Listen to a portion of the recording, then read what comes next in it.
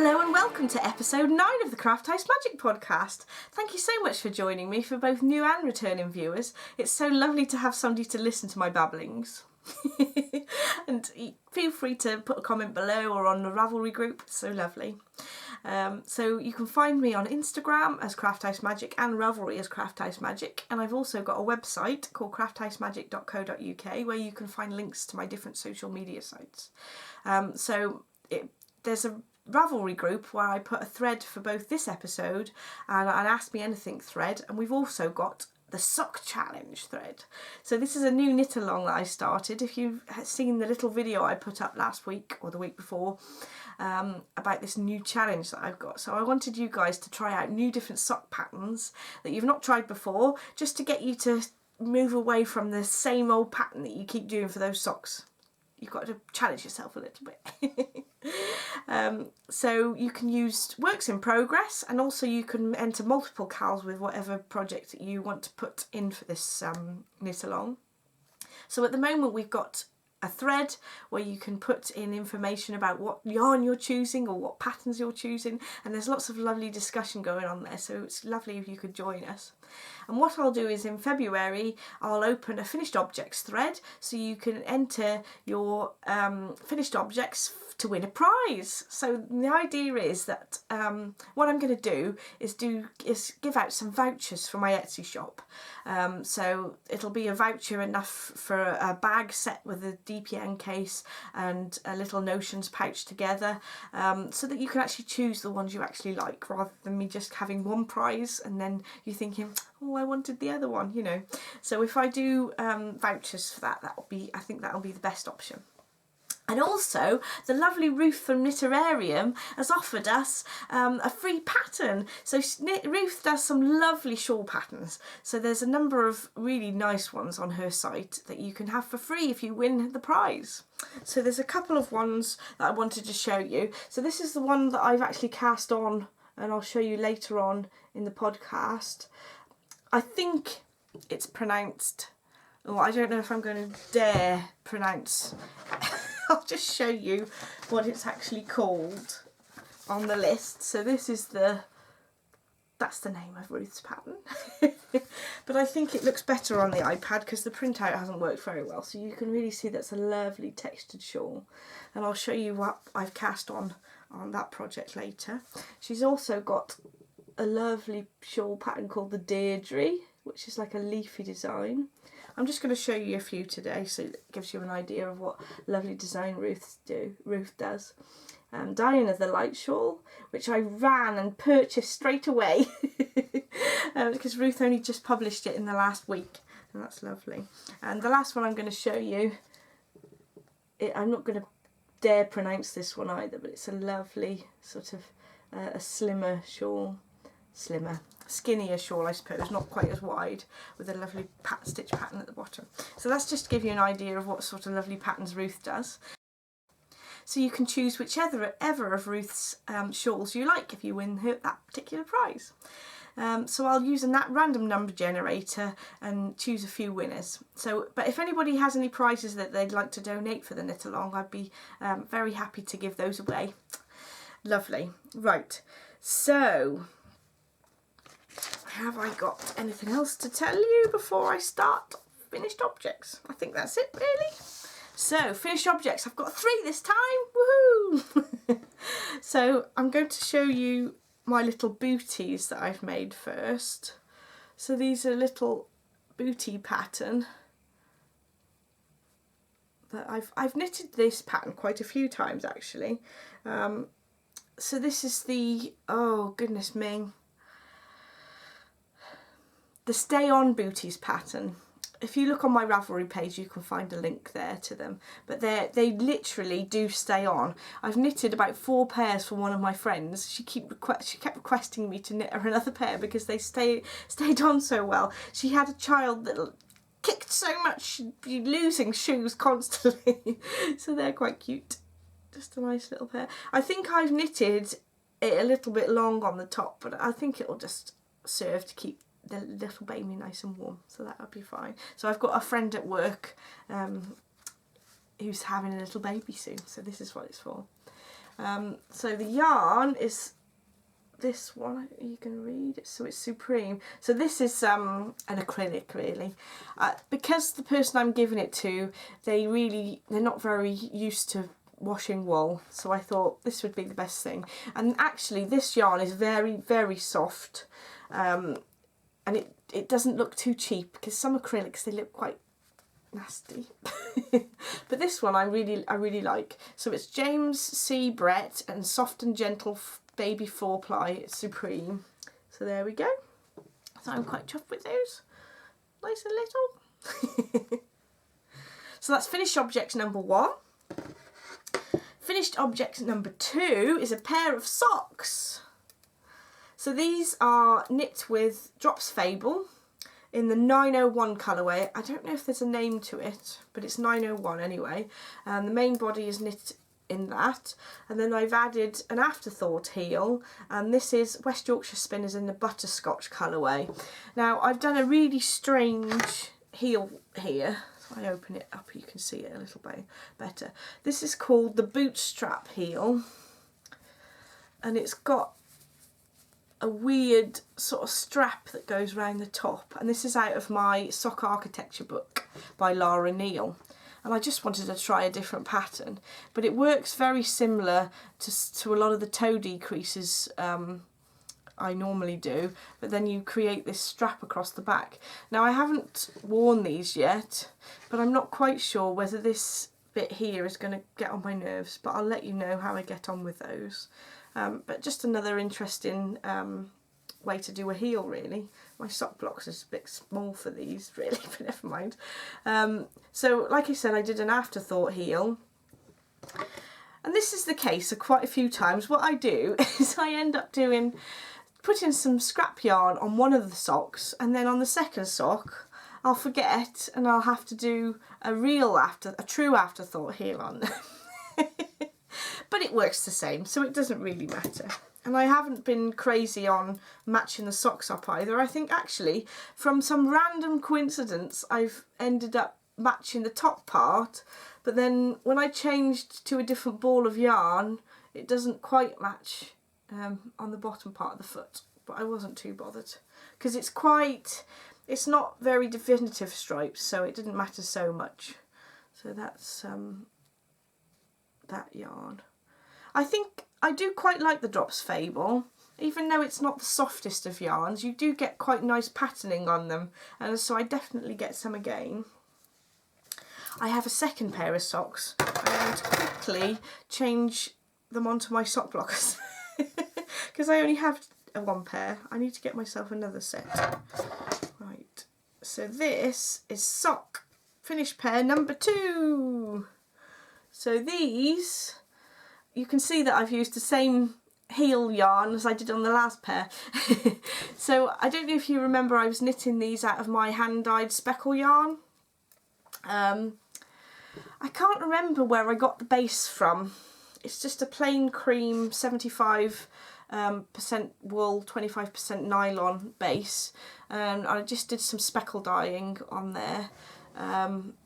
And I decided that actually, because I had this yellow ball of yarn out, or sort of a dull yellow out of my drawer of loads of yarn.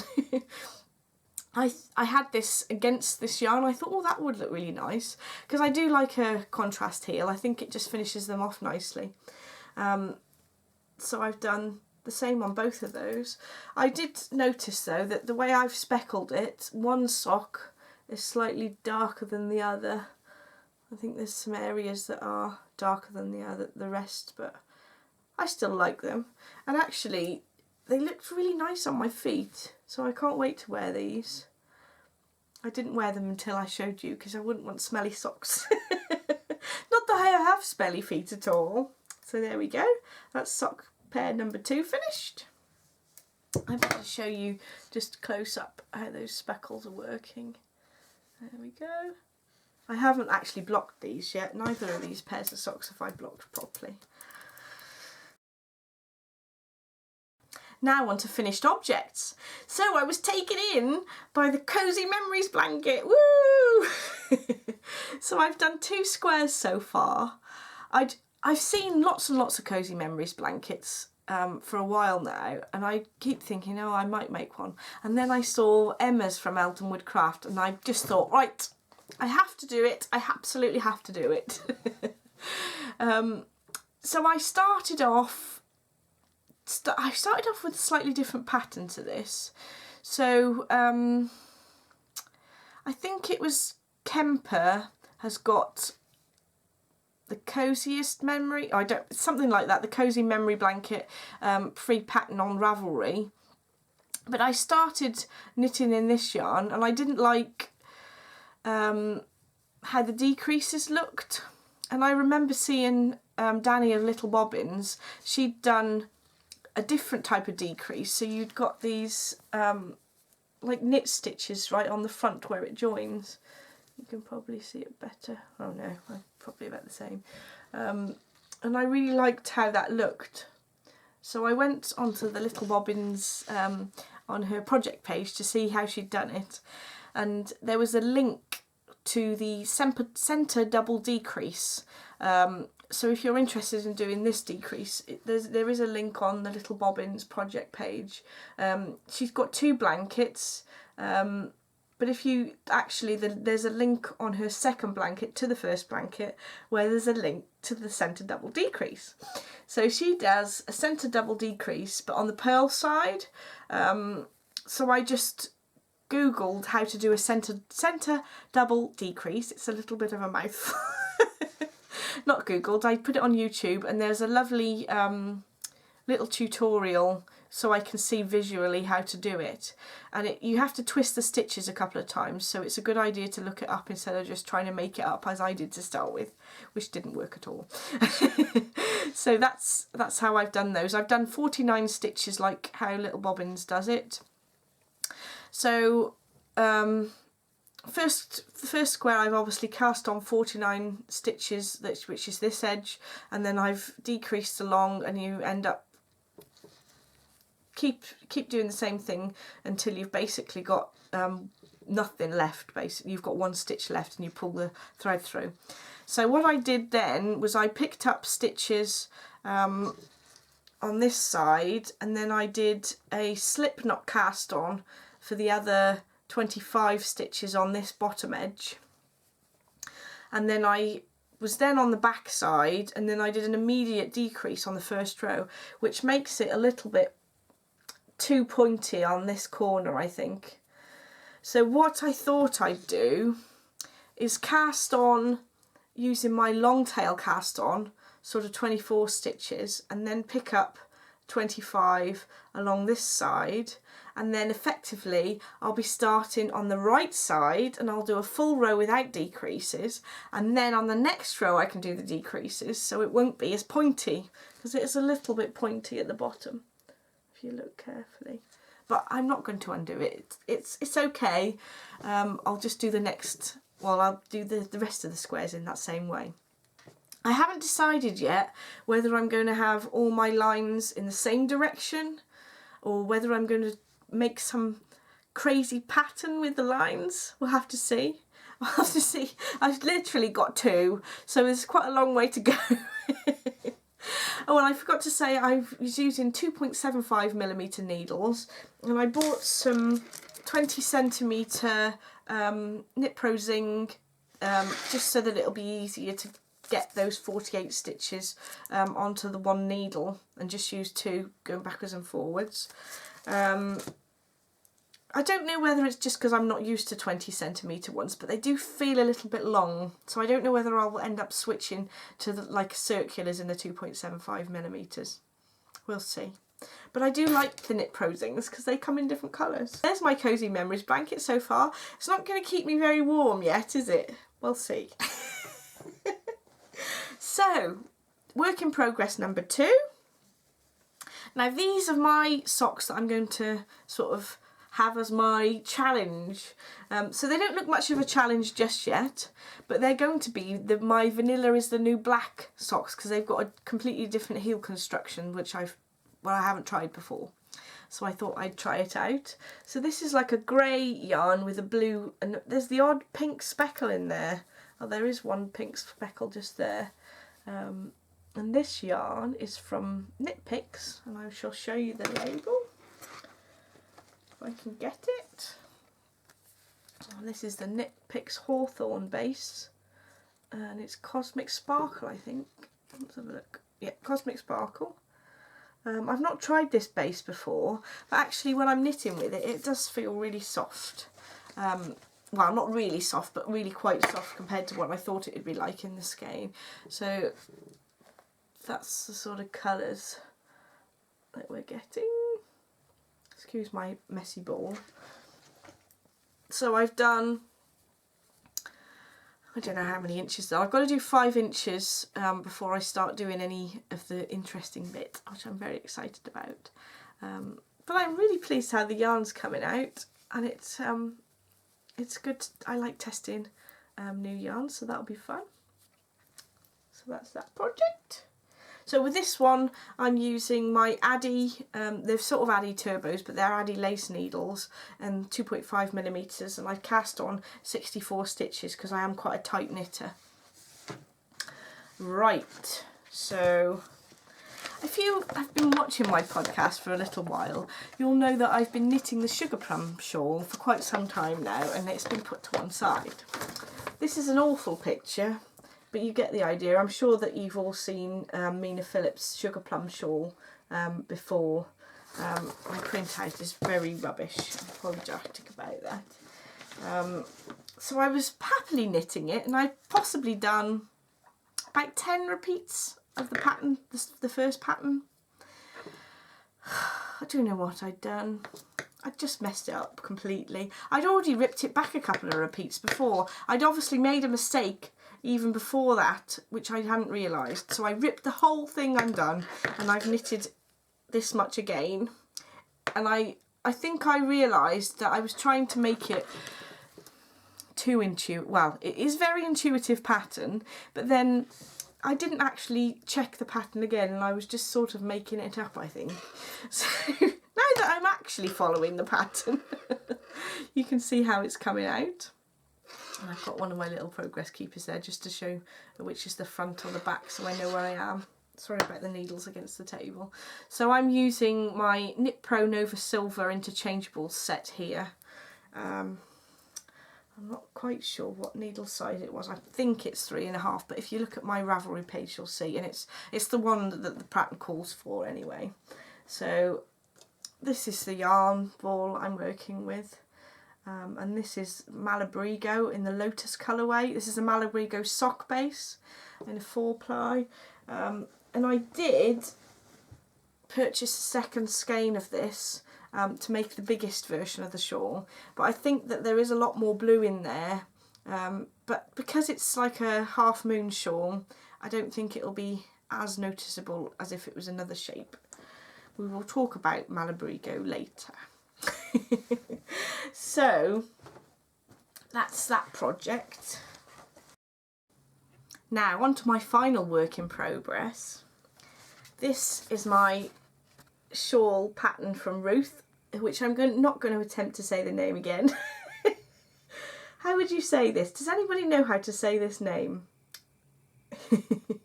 So this is the sort of rectangular shawl, one of Ruth's lovely patterns. And I've chosen to use a Malabrigo lace yarn in the Bobby Blue colourway. So this is a very lovely sort of bright blue, lovely and cheerful yarn, and this is it caked up. And I've only done about an inch here, but I'm really starting to see how the pattern's coming out. You might not be able to see it, to be honest, because there's not even one repeat of the pattern yet. Just excuse my big thick yellow yarn at the bottom because it's a provisional cast on, so that won't be in the shawl in the end. But I'm really enjoying the softness of this yarn. However, Oaky Lynn on Ravelry, or Lynn from Oklahoma, just was highlighting to me how different that these yarns can be, even if they're in the same yarn batch. Oh, I can't think of the word. you know what I mean. I don't know whether you can really tell on here, but one skein is slightly whiter than another. And Lynn sent me a picture of a shawl that she'd knitted. I don't know if you'll be able to see me showing up on iPad, but literally those are the same batch number. I can think of it eventually. The same batch number across the shawl, and you can see a really definitive line there. So I'm so glad that Lynn mentioned this to me, because I think it might be a big issue with the shawl I'm going to knit, because it's a big rectangular one, so I might have to swap and change the yarn balls. I'm not quite sure, because I've never really switched yarn because it's slightly different colour before. I'm assuming that I can probably knit a couple of inches and then keep switching. Does anybody have any advice on this? That would be really lovely. I'm not quite sure whether to just go for it, because I don't know whether you'd really see it on anyway, but it might annoy me. It is annoying that it's a big company and then the actual batches, the colour batches don't match. But we'll have to see. There's definitely some difference, like this one to me looks a little bit whiter than this one. So we'll see how that comes out. It's definitely lovely and soft though. And I do like how the stitches are popping out in it, but we'll see. I might get really cross and rip it out and do it in another yarn. But thanks, Lynn, for letting me know about the batches not actually matching colour very well, even though it's got the same batch number. Craziness. Now, you'd expect it if it was sort of hand dyed by a small business, but not so much if it's Malabrigo. I don't understand this. Anyway, that's all my works in progress. So I haven't done a lot of sewing in the last week or so, but I really want to do more. It's just there's so many things getting in the way.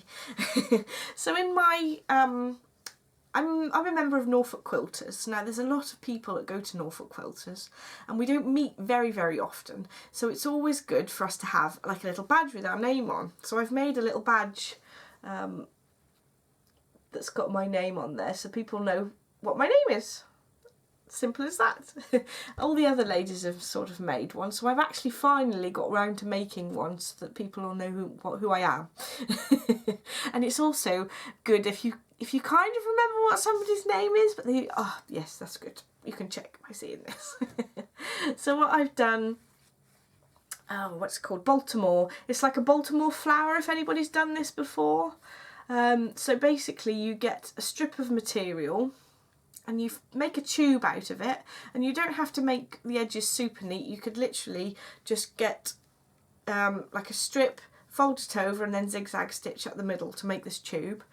And then I marked intervals every, I don't know, I can't remember how far it was, equal intervals either side, and then alternate from top to bottom. And then I stitched from each of these intervals like in a zigzag pattern, and every time you go over an edge you make sure your piece of cotton goes right over the top, so that when you pull it in it forms this sort of bunched up floral sort of strip around the edge. What I'll do is I found a tutorial that somebody's done already, and I'll put a link to that in the notes below, so you can find how to do that if you're interested. So normally for a Baltimore flower you'd start from the middle and spiral outwards, but because I've got my name in the centre I obviously didn't do that. But you can kind of just play around with it how you like. I've stuck a little bow here and embroidered my name and put a little bead. Just a little bit of fun really, didn't want to spend too long on it, but people will know who I am at my Norfolk Quilters group now, so that's handy. So as I spoke to you before, it's my wedding in May. So I've been doing a few things for the wedding, and I thought I'd show you the front of my invitation that I've designed. Well, I've basically just nicked a kind of layout picture. So those of you who've seen Lord of the Rings might recognise the tree of Gondor that I've stolen and cut out of the white card, which I've stuck on a grey background so that it appears kind of 3D. So I am slightly geeky, having a slightly Lord of the Rings themed wedding, but it's not a proper theme, it's just little aspects that I've stolen.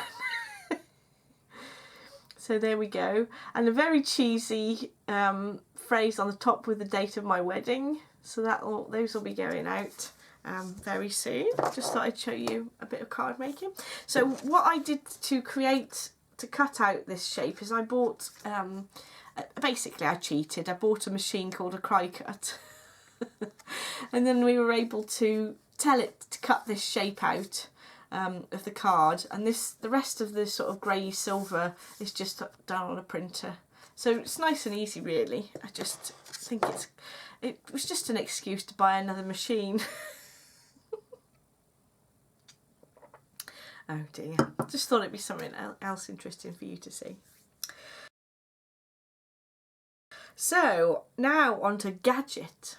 This week's gadget, or this episode's gadget I should say, is a pom-pom maker. I bet most of you already have these already.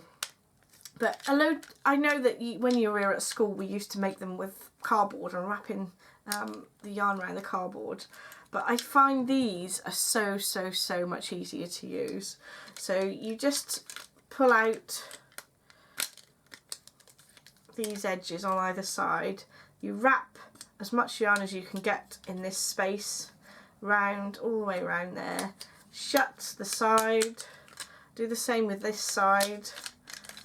Then you cut where the yarn's wrapped around the edge all the way here and here.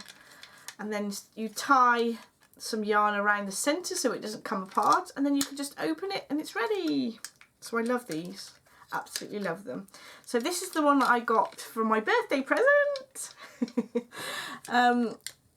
off my partner Adam, and I'm really pleased with that. But I have got tons of these from before. So I've got these sizes which I have, oh no, it's the next size down I've got an example of, and then I've got the smaller one down still, and this yellow one makes a pom-pom about that big. So you can imagine how big the pom-pom's going to be for this one. I haven't actually made one yet, but I want it to be for a specific purpose because you have to use a lot of yarn for this. And this one makes one about this big. And they're made by a company called Clover. And then I've got some teeny weeny ones too, so I can make pom-poms in any size I like. It might appear that I'm a bit obsessed with pom-poms. My friend did purchase one a bit like this, which wasn't Clover, from eBay, but it didn't work very well. It didn't last very long, so I really think that these Clover ones are worth buying. At least I think these two came together. I think either this set or this set are the ones worth buying the most because they're the most useful, depending on how big you like your pom-poms really. But I have to have the whole set. So I hope that's helpful to somebody. Right, so now I'm on to Blast from the Past. So if you've noticed, I've been wearing a shawl. I don't think I've shown this shawl before on the podcast. I may have shown it on Tilly Trout's podcast, so apologies to those of you who have seen that one. I'll just take it off to show you.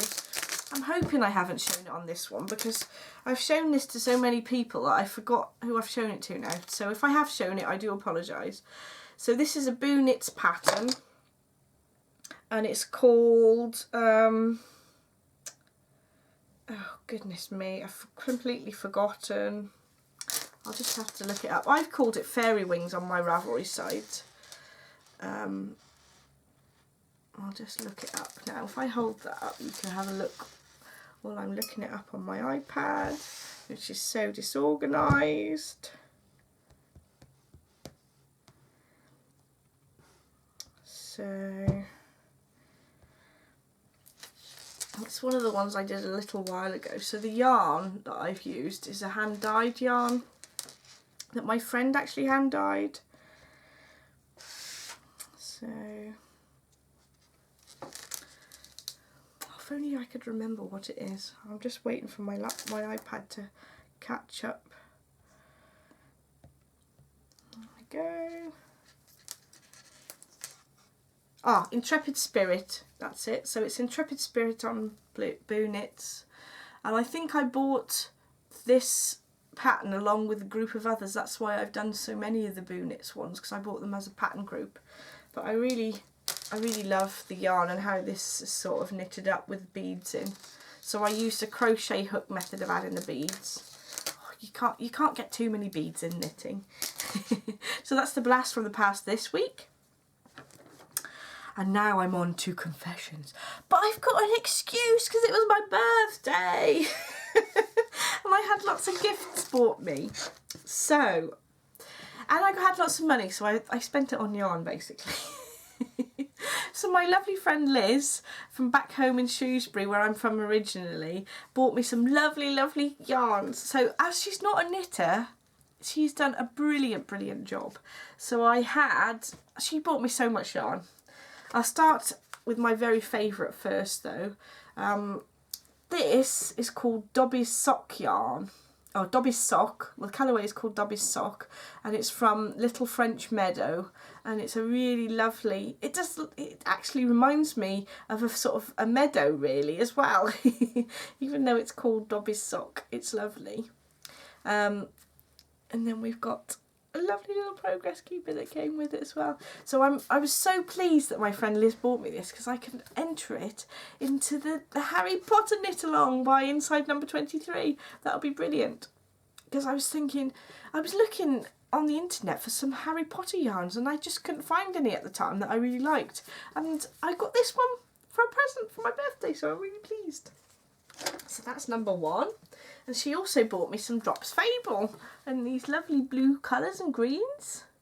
So what's this colourway? 677. Those two are. And then she also bought me a different colourway. These are gorgeous. Look at those pinks and greens together. So this is also Drops Fable, and this is colour 911. You can see the colours. And then, if that wasn't enough, she also bought me some opal. This is a really pretty opal with some really lovely multicolours in there. Really gorgeous. So it's 7952. There we go, the colourway. And that's an opal. And it's called Viridian's, oh, I can't say this. Viridian something range. Let's got a picture of a sheep on it. So that's going to be lovely. So I think all of those are going to be socks. Because how can you not knit socks out of Dobby's Sock? So again, that's Little French Meadow, and there's an Etsy shop address just there if you want to go and find and get some for yourself. I'm really sorry, I'm probably getting you all to buy lots of yarn. You'll be really cross with yourselves for spending loads of money. So I had some money for my birthday, so I bought these two sort of plain yarns so that I can do toes and heels. I think it's good to have a stock of sort of plain colours, just so that you've got, you know, you can just grab, oh yes, that'll go with this, instead of having to plan it like I don't normally do. So this one is shade 102, this red one, and the pinky one's shade 143, and they are Shawl Woolrich Heritage 4-ply. So I have had one of these before, and it seemed pretty good, but I didn't knit socks out of them, so I'm not quite sure whether they're really durable. They seem quite close to opal, to be honest, so I shouldn't imagine they'd be not very good at all. So I'm really pleased about that. So also for my birthday, I had another cast on cast off book, because I'm really interested in different ways to cast on and cast off, and if you watch the last episode you'll see that I'd got a different book on similar methods, but it's nice to have two, just to see different ways of how people express it. I've already used this for the what do you call it, the slip knot cast on for the Cozy Memories blanket, so it's already been useful. So that's what my first book. And then I got this is so cute. I think, I don't know whether if it was So Sweet Violet or Little Bobbins that showed this book originally, and it must have been a little while ago, and I put it on my Amazon wish list and I got it. My most favourite is the one that's actually on the front. See if I can find a bigger, better picture of the rabbit inside. I don't know quite when I'll get round to actually making these, but hopefully sometime. Ah, there you go, look. She's sat on the suitcase, so cute. So I'd like to get round to making little rabbits with clothes on, and they're made so nicely and so neatly, like proper human clothes. I'm just dropping my things here. Right, so I also bought also bought a sock blank and hedgerow yarns. So this is where I got it from, Hedgerow Yarns, and this is the I can't speak, sorry, a sparkly sock blank, 75% superwash merino, 20% nylon and 5% stellina, and this is 400 metres, and this is what it looks like. Ta-da! Oh, I just love it, just so random and beautiful. I really like this sort of acidy green colour along with the purples and things, so I think that's what drew me to it to start with. And I haven't actually knit from a sock blank itself, so I thought this would be loads and loads of fun. And it's Hedgerow Yarns, it's so lovely and soft. I cannot wait to cast this on. I might just do it when I finished recording. I will cast them on straight away. Although I'm not quite sure exactly what pattern. They're going to be socks, but sparkly coloured socks, that'll be lovely. Right, so I've also ordered some Chowgoo needles. So I'm going to try the 9-inch Chowgoo needles, because apparently the actual shaft is a bit longer than the other higher that I've tried. I got this tip off the Yarn Hoarder podcast, so I'll let you know what I think as well, but she seems to think that actually if you use these and you persevere, using the 9-inch is a good idea. I haven't even tried the Addies that I showed you the other episode, where the one needle was longer than the other side. I really need to get round to trying them. I just keep buying more needles. So naughty. And these ones, so the previous Chowgoo ones I bought had a bit of a bend in them, which was getting on my nerves a bit, so I wanted to try ones without the bending. And these I've bought are the 2.75mm, because I thought actually for ribbed socks for Adam it'd be nice to go up a needle size, because I'm such a tight knitter. The rib is a little bit tight on the 2.5, so I think these will be the next best option. So lovely. What I forgot to show to you in the last episode was a Christmas present I had, was my Stephen West knits book. How could I forget? Terrible. So I'm really excited to try the doodler out. So for those of you who don't know what the doodler looks like, I will just try and find it now. I bet you I won't be able to find it because I haven't put a bookmark on there. This doodler is in very wacky colours. There we go. There might be a better picture. It's a bit a side-angled one. I don't know if I can find one. But you know what the doodler looks like. I think most people do anyway. Oh, there we go. That's better. That's a full-blown picture of the doodler. So it's a 3-colour shawl. So this one's yellow, cream and pink. So I bought these yarns a little while ago, so I've shown you my Life in the Long Grass yarns that I'd chosen for my doodler, but I hadn't chosen a third one. So this is Life in the Long Grass in the Storyteller colourway, and this is in the Silver Sky colourway. So those are really pretty. And I've chosen, I have showed this before, but not as the group together. So this is Through the Looking Glass Fibre Art, and this is the Aubergine and the Super Sheep base aubergine colourway and the super chic brace. And I thought that those three would be a nice contrast for my doodler shawl. I was thinking of this one to be the thin strips in between, this lighter one to be the panels in between the purple strips, and then this one round the edge, I think. If you have any suggestions, it would be lovely to hear from you, whether you think that this will work or not, or changing round the colours. Be nice to hear from you. But that's my idea of those three anyway. It was definitely going to be these two. I'm not 100% sure whether this purple will work, but I think if I go for a blue it's going to be a bit boring. I wanted to sort of brighten it up a little bit. So that's the idea for another shawl, but I'm not allowed to cast it on until I've at least half finished one of the ones I've got on the needles already.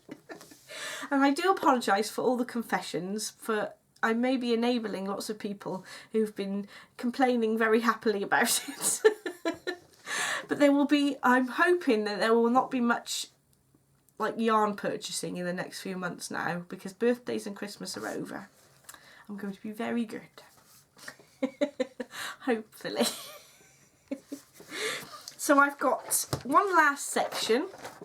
I haven't got any shop update news, just because I haven't had a chance to make anything for the shop since the last episode either, which is dreadful. I'm going to really try and make a few more things for the shop very soon, some new things.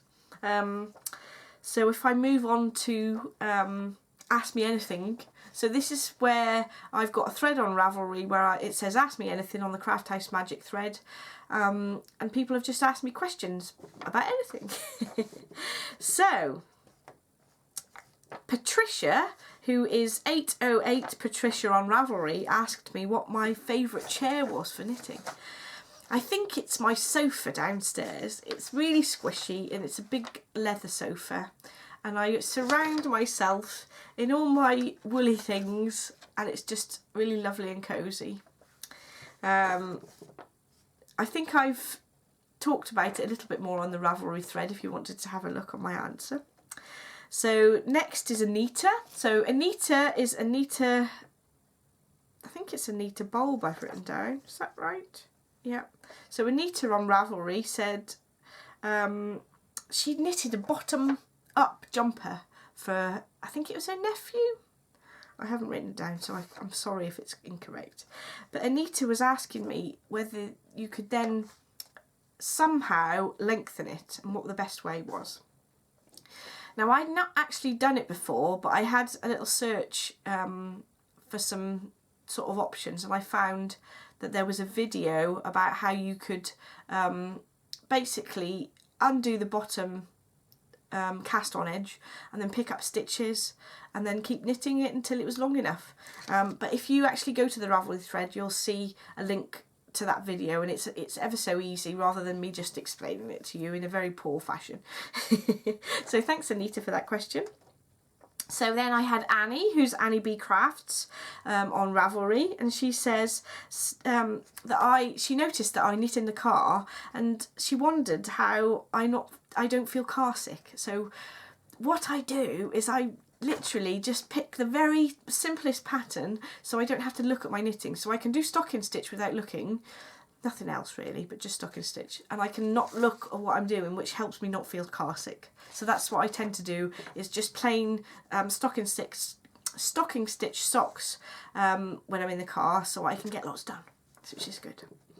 So Anne, who's Angora on Ravelry, was asking me about the ice yarns that I'd shown on previous podcasts, and where did I get it from. So the ice yarn is from a website called Paradise Yarn, and I put a link for it in the Ask Me Anything thread, so if anybody wants to look at that, you can click on that link.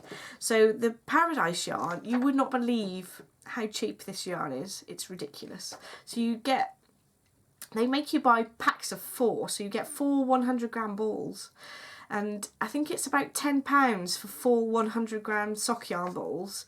I think the postage is about £5 to the UK at least, But if then you go in with a friend and buy several things, well, to be honest, it's still cheaper than a lot of sock yarn is. And actually, even though it's quite a rough sock yarn, it's much, I think it's even rougher than West Yorkshire Spinners. But Adam's worn his socks that I've knitted him a couple of times, and it's washed really well, and it does say machine washable on there. So for something as a workhorse yarn, it's actually worked quite well so far. I'll update you on that once he's worn it a lot more times. But the Paradise yarn does seem like a good cheap option if you're looking for a really reasonably priced sock yarn. And they do lots of different colourways as well, so have a little look if you're interested.